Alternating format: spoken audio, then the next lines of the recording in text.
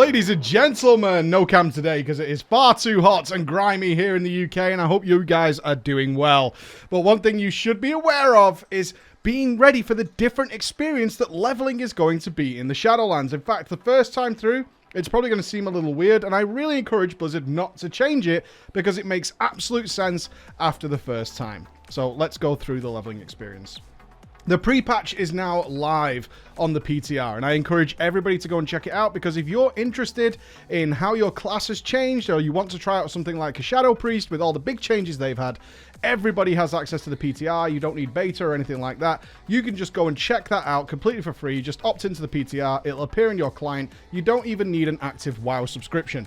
So on the PTR, we have the big pre-patch for the Shadowlands. The sky has been cracked by Sylvanas, and now, of course, there is no Lich King, which has resulted in Blizzard trying something they swore they would not do again. I've been looking for the post where they said they would not do the Scourge Invasion another time, but I can't find it. But I know it happened. I know in my mind, I remember them saying, we're not going to do this again, don't worry, because it had so many complaints.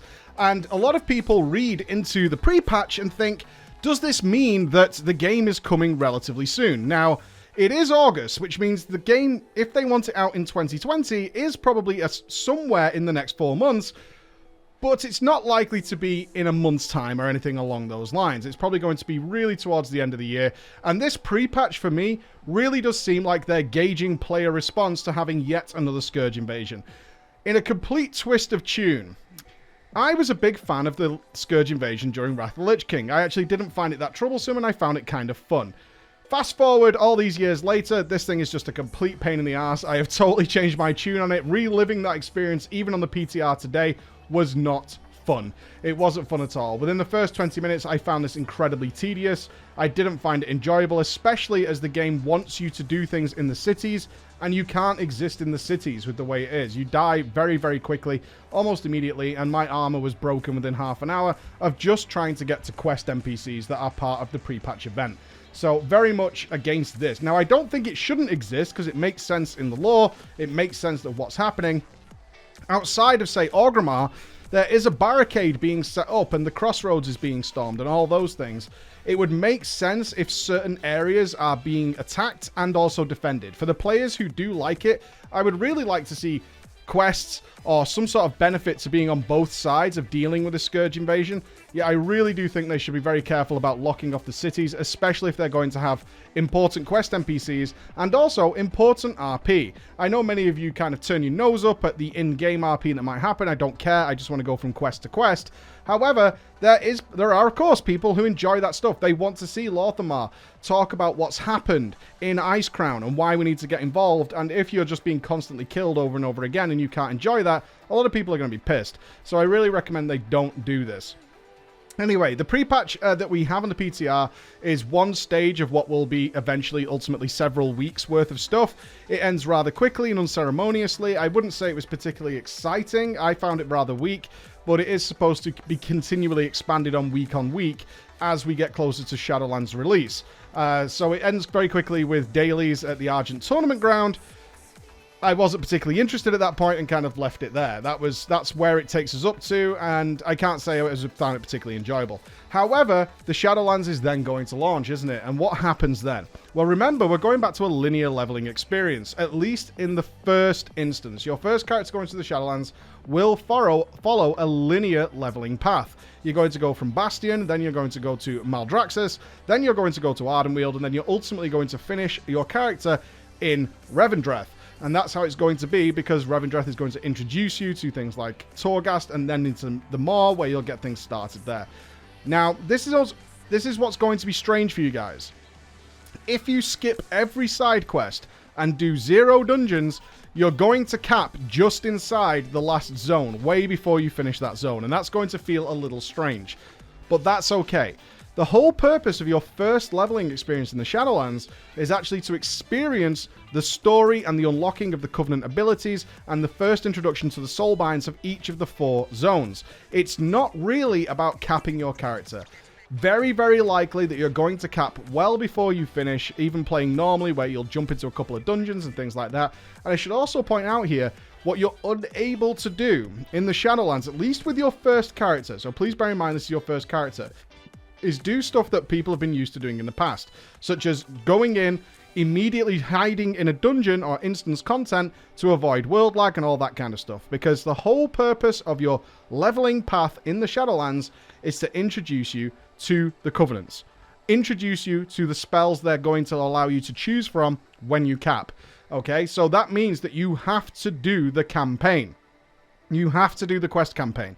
So even if you do the quest campaign and you bypass doing any side quests, of which there are few but some in each of the zones, you're still going to cap relatively early before you finish the final campaign. That's totally fine. And the reason that's totally fine, although it probably seems unusual, and it may seem to you like, oh, they should just give you less experience and things like that. This doesn't happen on alts. And that's what's crucially important to remember here.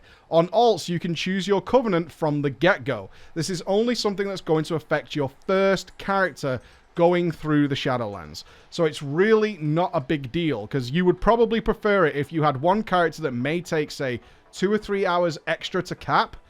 Then every single character you level after that actually gets done relatively quickly and might get done in 2 or 3 zones, because you don't need to do every single quest and all that kind of stuff, and you can level in dungeons, you can do whatever the hell you want.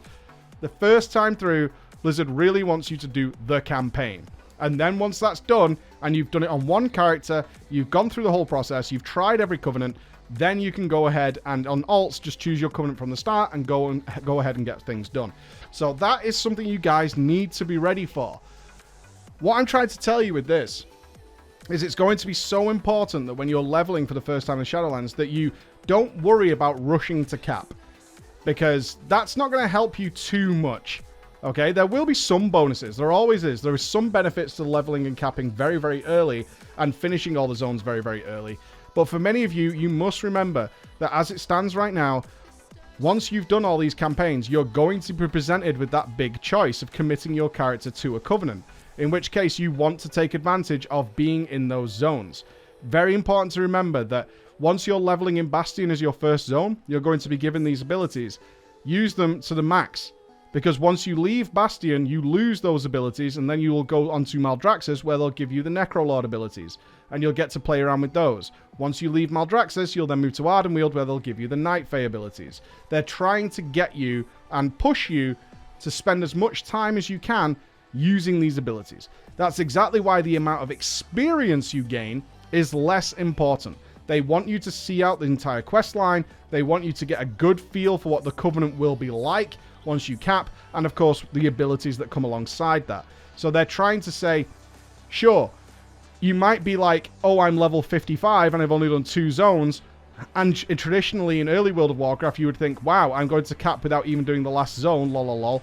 That does not work in the Shadowlands. They want you to do the campaign. It doesn't matter if you start the last zone at level 60, you're still going to need to do that campaign, which some of you won't like. I completely understand that, but there is a good reason behind it, because they really need you to check out these abilities. This system does not work at all if you get to Revendreth, you're already level 60, and you never spend any time with the Revendreth or Venthyr Covenant spells. And then they ask you, go ahead and... You're level 60 now, go and choose a Covenant, and you'd be like, I don't even know what the Revendreth one does. Now, I'm sure there are many of you out there like, well, I already know my Covenant right now. That's great, but that doesn't apply to absolutely everybody. So be aware, the leveling experience in the Shadowlands is going to be very, very different, but with good reason. And every time after that, it should be fine. It should be totally fine to get the leveling 50 to 60 out of the way as quickly as you like, in whatever manner you like. It's just not going to work the one first time. That's it. All right, guys, so have a wonderful day. I'll see you soon. Thank you for listening. Bye-bye.